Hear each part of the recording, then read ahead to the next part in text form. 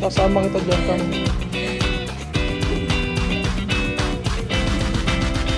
So ito yung tambucho niya, medyo mga blue-blue.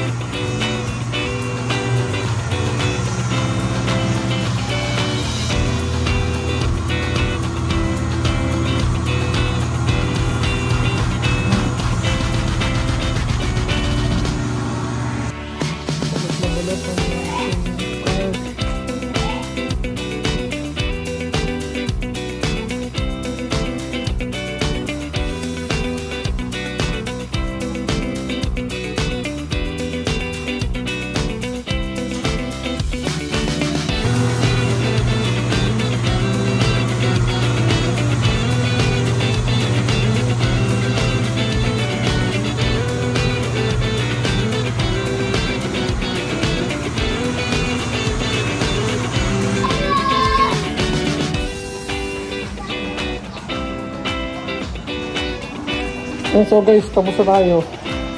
Ito, nasa ito yung bumper.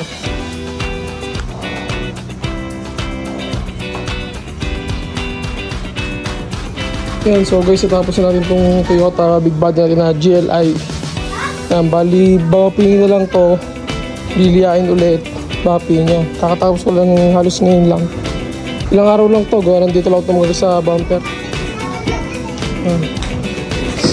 Sinitab ng loob. Hindi ko pa naayos yan eh. GLI. Yan boss, sa mga gusto. PM, 90k lang to, 90k. Naka-offset na gulong, mga bagong gulong. Yan, lahat na yan. PM is the key. Let's go. Yan, so mga boss, ito na yung Toyota Corolla natin na pininturahan. Bali ngayon, patutuyuin ko siya kahit mga 1 week, tapos bapingin ko na. Yan, sa mga gusto mga boss, yan, 90k na lang to. Or GLI.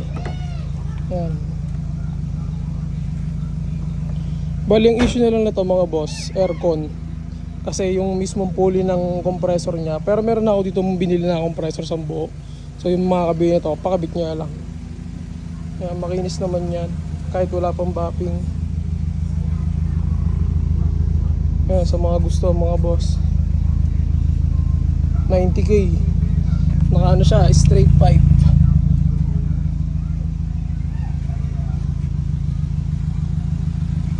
Naka-offset na gulong, yan, puro bago.